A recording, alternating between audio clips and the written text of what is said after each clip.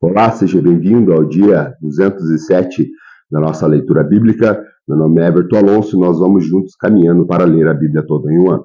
Antes de iniciarmos, eu peço que você possa deixar o teu curtir, o teu comentar, o teu compartilhar e ativar o sininho de notificações. Hoje nós faremos a leitura em Juízes no capítulo 9 e iremos até o livro de Atos dos Apóstolos, no capítulo 13, iremos a Jeremias, no capítulo 22, e encerrando a leitura de hoje, iremos a Marcos, o Evangelho de Marcos, no capítulo 8.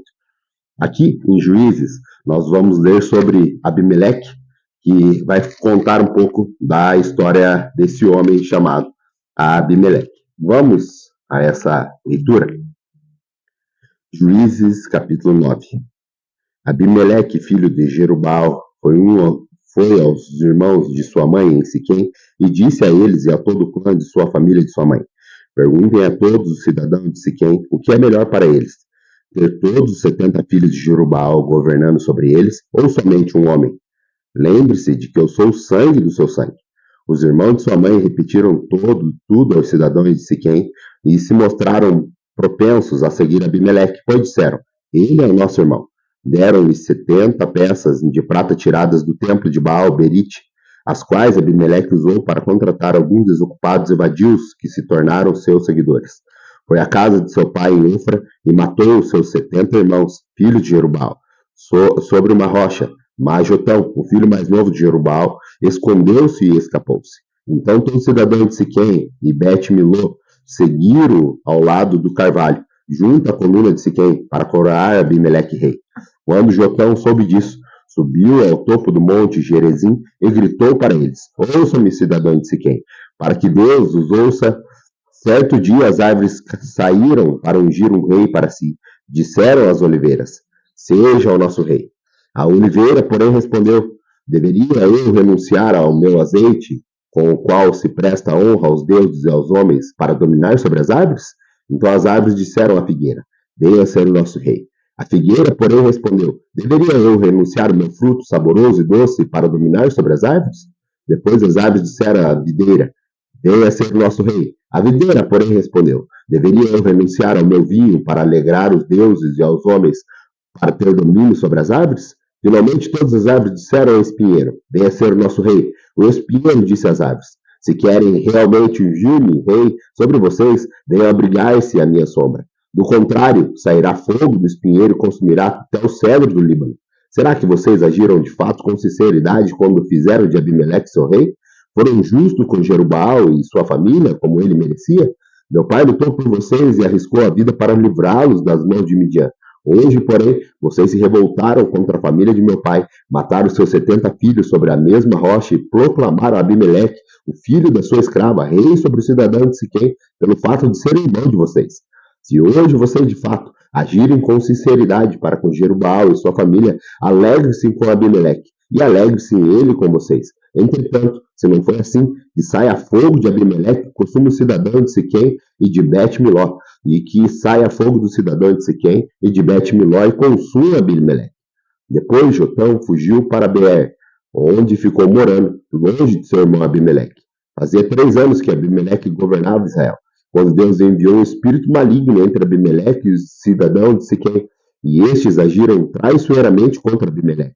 Isso aconteceu para que o crime contra os 70 filhos de Jerubbaal, o derramamento do sangue deles, fosse vingado em seu irmão Abimeleque e nos cidadãos de Siquém que o ajudaram a assassinar seus irmãos.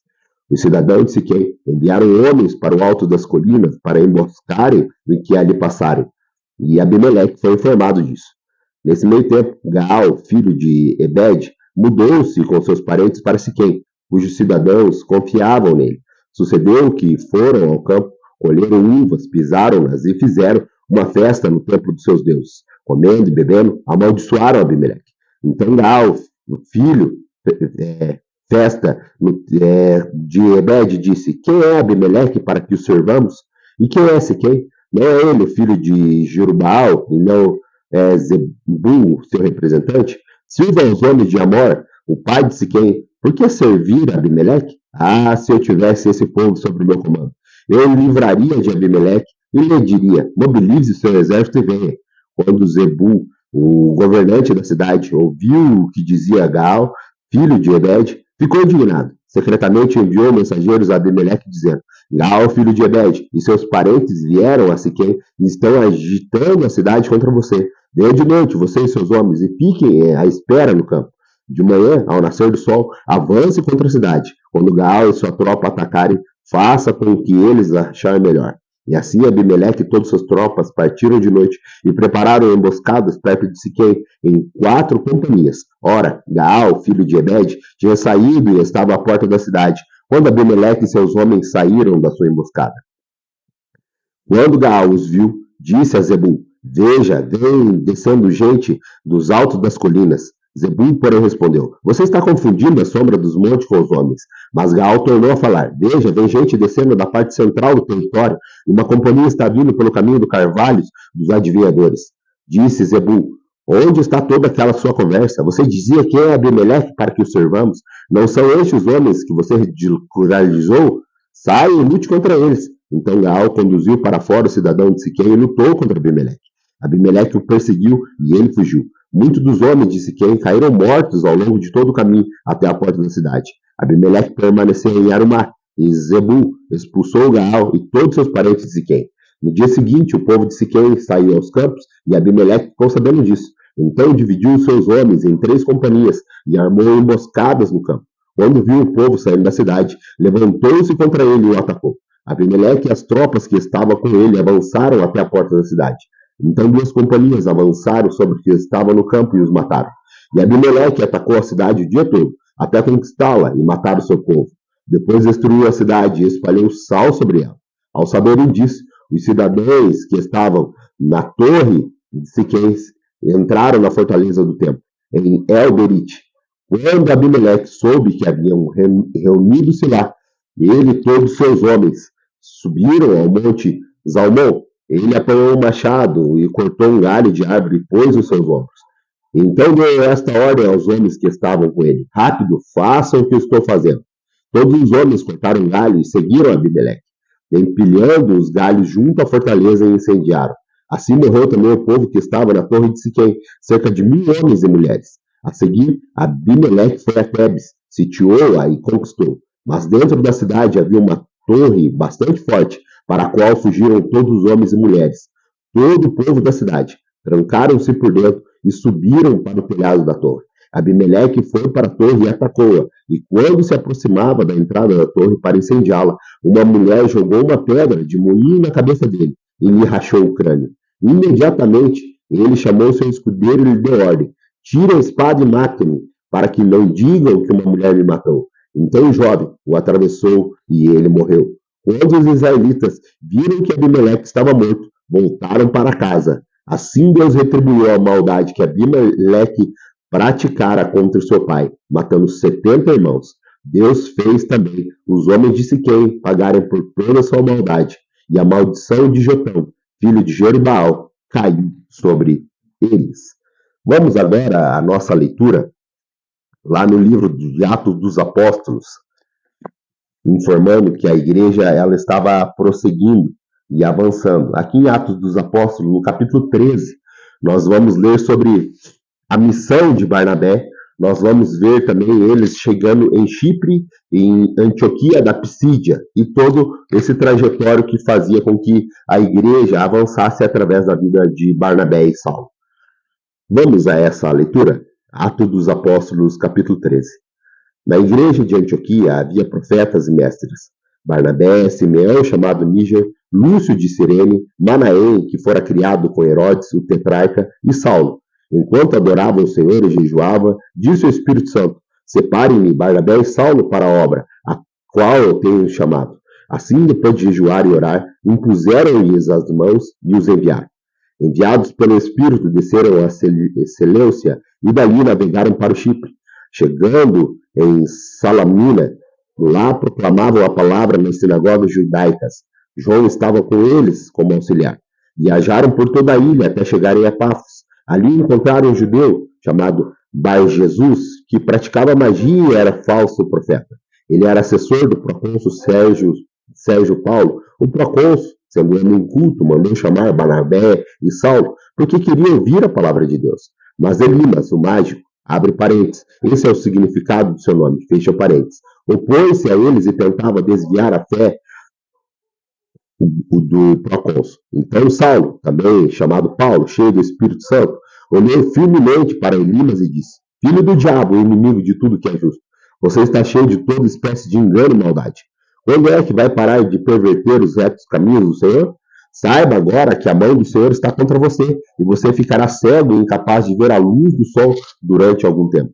Imediatamente vieram sobre ele uma névoa e escuridão, e ele, tateando, procurava quem o guiasse pela mão. O procônsul, vendo o que havia acontecido, creu, profundamente impressionado com o ensino do Senhor.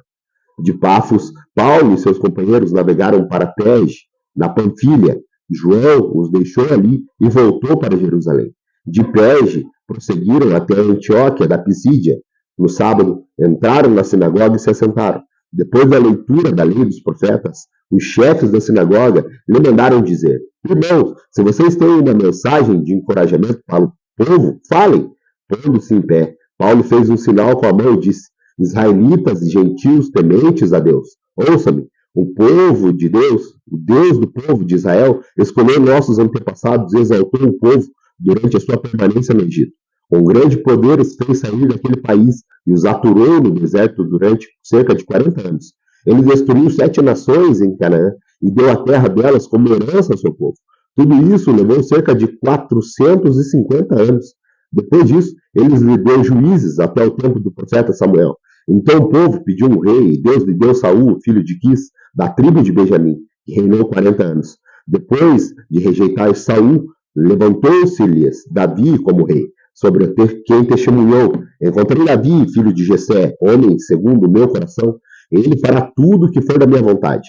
Da descendência desse homem, Deus trouxe a Israel o Salvador Jesus, como prometera. Antes da vinda de Jesus, João pregou um batismo de arrependimento para todo o povo de Israel. Quando estava completando a sua carreira, João disse: Quem vocês pensam que eu sou? Não sou quem vocês pensam, mas eis que vem depois de mim aquele cujas sandálias não sou digno nem de desamarrar. Irmãos, filhos de Abraão, e gentios temente a Deus, a nós foi enviada essa mensagem de salvação.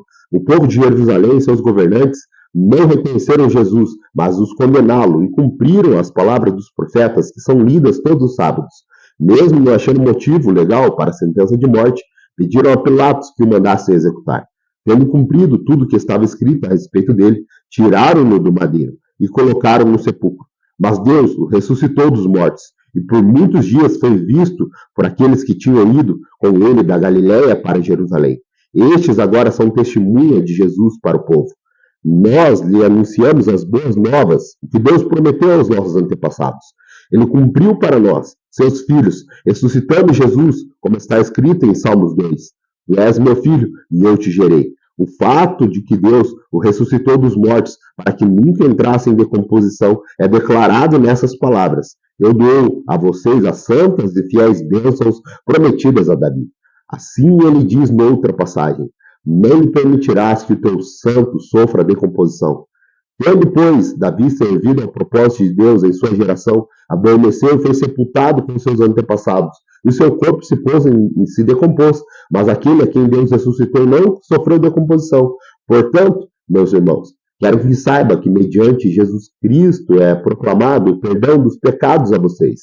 Por meio dele, todo aquele que crê é justificado de todas as coisas, das quais não se podiam ser justificadas pela lei de Moisés. Cuidem-se para que não aconteça o que disseram os profetas. Olhem, escarnecedores, admirem-se e pereçam, pois nos dias de vocês farei algo em que vocês jamais creriam se a vocês fossem contados. Quando Paulo e Barnabé estavam saindo da sinagoga, o povo convidou a falar mais a respeito dessas coisas no sábado seguinte. Despedida a congregação, muitos dos judeus e estrangeiros piedosos convertidos ao judaísmo seguiram Paulo e Barnabé. Eles conversavam com eles, recomendando-lhes que continuassem na graça de Deus. No sábado seguinte, quase toda a cidade se reuniu para ouvir a palavra do Senhor. Quando os judeus viram a multidão, ficaram cheios de invejas e blasfemando, contradiziam o que Paulo estava dizendo. Então Paulo e Barnabé lhes responderam corajosamente: era necessário anunciar primeiro a palavra de Deus a vocês, uma vez que o rejeitaram e não se julgam dignos da vida eterna. Agora nós voltamos para os gentios, pois assim o Senhor nos ordenou. Eu fiz de você luz para os estrangeiros, para que você leve a salvação até os confins da terra. Ouvindo isso, os gentios alegraram-se e bendiziam ao Senhor a palavra dele, e creram todos que haviam sido designados para a vida eterna. A palavra do Senhor se espalhava por toda a região, mas os judeus incitavam as mulheres religiosas de elevada posição e os principais da cidade, e provocando perseguição contra Paulo e Barnabé, e os expulsaram do seu território. Estes sacudiram o pó dos seus pés em protesto contra eles e foram para Icônio. E os discípulos continuavam cheios de alegria e do Espírito Santo. Vamos agora voltar a nossa leitura ao profeta Jeremias, no capítulo 22. O profeta Jeremias, capítulo 22, também traz uma preciosa leitura para nós, que aqui ele vai falar sobre o juízo dos reis que são maus, os reis que cometem atrocidades nessa terra. Vamos à leitura? Jeremias, capítulo 22. Assim diz o Senhor: desçam ao palácio do rei de Judá e proclame ali essa mensagem. Ouve a palavra do Senhor, ó rei de Judá. Tu te assentas no trono de Davi, tu tens conselheiros do teu povo que passa por essa porta. Assim diz o Senhor: administrem a justiça e o direito, livrem o explorado das mãos dos opressores, não oprimam nem maltratem o estrangeiro, o órfão ou a viúva, nem derramem sangue inocente neste local. Porque se vocês tiverem o cuidado de cumprir essas ordens, então os reis que se assentarem no trono de Davi entrarão pelas portas deste palácio em carruagens e em cavalos, em companhia de seus conselheiros e de seu povo. Mas se vocês desobedecerem a essas ordens, declara o Senhor: juro por mim mesmo que este palácio ficará deserto. Porque assim diz o Senhor a respeito do palácio real de Judá. Apesar de você ser para mim como Gileade e como o topo do Líbano, certamente farei de você um deserto, uma cidade desabitada. Prepararei destruidores contra vocês, cada um com as suas armas. Eles cortarão o melhor dos seus cedros e lançarão ao fogo. De numerosas nações, muitos passarão por essa cidade e perguntarão uns aos outros: por que o Senhor fez uma coisa dessas a essa cidade? E eles responderão: foi porque abandonaram a aliança do Senhor, do seu Deus, e adoraram outros deuses e lhe prestaram cultos. Não chorem pelo rei morto, nem lamentem por sua perda. Chorem amargamente, porém, por aquele que está indo para o exílio, porque jamais voltará nem verá a sua terra natal. Porque assim diz o Senhor acerca de Salum, rei de Judá, sucessor de seu pai Josias, que partiu deste lugar, ele jamais voltará. Morrerá no lugar por onde o levaram prisioneiro. Não verá novamente essa terra. Ai daquele que constrói o seu palácio por meio de corruptos, seus aposentos pela injustiça, fazendo seus compatriotas trabalharem por nada, sem pagar-lhes o devido salário. Eles dizem: construirei para mim um grande palácio com aposentos espaçosos, faz amplas janelas, reveste o palácio de cedro e pinta-o de vermelho. Você acha que acumular cedro faz de você um rei? O seu pai não teve comida e bebida? Ele fez o que era justo e certo, e tudo ia bem com ele. Ele defendeu a causa do pobre e do necessitado, e assim tudo corria bem. Não é isso que significa conhecer-me? Declara o Senhor. Mas você não vê nem pensa noutra coisa, além de lucro desonesto e derramar sangue inocente, opressão e extorsão. Portanto, assim diz o Senhor a respeito de Jeoaquim, filho de Josias, rei de Judá. Não se lamentarão por ele, clamando: ah, meu irmão, ou ah, minha irmã. Nem se lamentarão clamando: ah, meu Senhor, ou ah, sua majestade. Ele terá o seu enterro de um jumento, arrastado e lançado fora das portas de Jerusalém. Jerusalém, suba ao Líbano e clame, sua voz seja ouvida em Bazã, clame desde o Abarim, pois todos os seus aliados foram esmagados. Eu adverti quando você se sentia segura, mas você não quis ouvir-me. Este foi sempre o seu procedimento, pois desde a sua juventude você não me obedece. O vento conduzirá para longe todos os governantes que conduzem você e seus aliados, e irão para o exílio. Então você será envergonhado e humilhada por causa de todas as suas maldades. Você que está entronizada no Líbano, que está aninhada em prédios de cedro, como você gemerá quando vierem as dores de parto, dores que uma mulher está para dar à luz. Juro pelo meu nome, diz o Senhor, que ainda você, Joaquim, filho de Jeoaquim, rei de Judá, fosse um anel de selar em minha mão direita, eu arrancaria. Eu entregarei nas mãos daquele que querem tirar a sua vida, daquele que você teme, nas mãos de Nabucodonosor, rei da Babilônia e dos babilônios. Expulsarei você e sua mãe, a mulher que deu à luz, para outro país, onde vocês não nasceram e na qual ambos morrerão. Jamais retornarão à terra para a qual anseiam voltar. É Joaquim, um vaso desprezível e quebrado, um tecido que ninguém quer, porque ele e seus descendentes serão expulsos e lançados num país que não conhecem? Ó terra, terra, terra, ouça a palavra do Senhor. Assim diz o Senhor, registrem esse homem como homem sem filhos. Ele não prosperará em toda a sua vida, e nenhum dos seus descendentes prosperará, e nem se assentará no trono de Davi, e nem governará em Judá. Vamos agora para a nossa última leitura do dia de hoje, que está lá no Evangelho segundo escreveu Marcos, o evangelista Marcos, no capítulo 8. Aqui ele vai falar sobre a segunda multiplicação de pães, ele vai falar também sobre os fariseus pedindo um sinal, ele também vai falar sobre o fermento dos fariseus e de Herodes, ele também vai falar sobre a cura de um cego em Betsaida, ele vai falar da confissão de Pedro. Jesus prediz a sua morte e também a sua ressurreição. Vamos a essa leitura, onde nós podemos conhecer um pouco mais da figura bendita do nosso Salvador, Jesus Cristo. Vamos a essa leitura? Marcos, capítulo 8. Naqueles dias, outra vez reuniu uma grande multidão. Visto que tinha nada para comer, Jesus chamou seus discípulos e disse-lhes: Tenho compaixão dessa multidão. Já faz 3 dias que eles estão comigo e nada têm para comer. Se eu os mandar para casa com fome, vão desfalecer no caminho, porque alguns deles vieram de longe. Os seus discípulos responderam: Onde, neste lugar deserto, poderia alguém conseguir pão suficiente para alimentá-los? Quantos pães vocês têm? Perguntou Jesus. 7, respondeu eles. Eles ordenou à multidão que se assentasse no chão. Depois de tomar os 7 pães e dar graças, partiu-os e entregou aos discípulos, para que servissem a multidão, e eles o fizeram. Também tinha alguns peixes pequenos. Ele deu graças igualmente por eles e disse aos discípulos que distribuíssem. O povo comeu até se fartar, e ajuntaram 7 cestos cheios de pedaços que sobraram, cerca de 4.000 homens que estavam presentes. E tendo-os despedido, entrou no barco com seus discípulos e foi para a região de Dalmanita. Os fariseus vieram e começaram a interrogar Jesus para pô-lo à prova, pedindo um sinal do céu. E ele suspirou profundamente e disse: Por que essa geração pede um sinal milagroso? Eu afirmo que nenhum sinal será dado a vocês. Então se afastou deles, voltou para o barco e foi para o outro lado. Os discípulos haviam se esquecido de levar pão, a não ser um pão daqueles que tinham conseguido no barco. Advertiu-os Jesus: Estejam atentos e tenham cuidado com o fermento dos fariseus e com o fermento de Herodes. E eles discutiam entre si, dizendo: É porque não temos pão. Percebendo a discussão, Jesus lhes perguntou: Por que vocês estão discutindo sobre não terem pão? Ainda não compreenderam e nem percebem? O coração de vocês está endurecido. Vocês têm olhos, mas não veem, têm ouvidos, mas não ouvem, nem se lembram. Quando eu partir os 5 pães para 5.000, e quantos cestos cheios de pedaços vocês recolheram?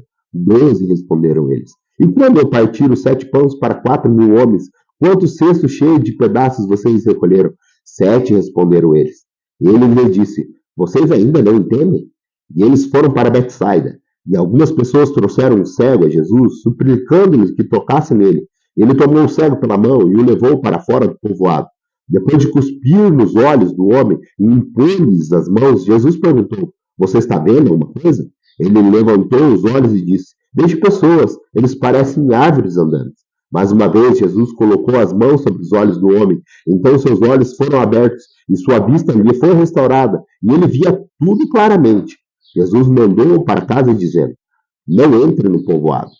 Jesus e seus discípulos dirigiam-se para os povoados nas proximidades de Cesareia de Filipe.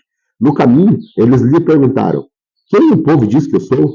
E eles responderam: Alguns dizem que é João Batista, outros Elias, e ainda outros um dos profetas. E vocês? Perguntou ele: Quem vocês dizem que sou? Pedro respondeu: Tu és o Cristo. Jesus os advertiu para que não falassem a ninguém a respeito.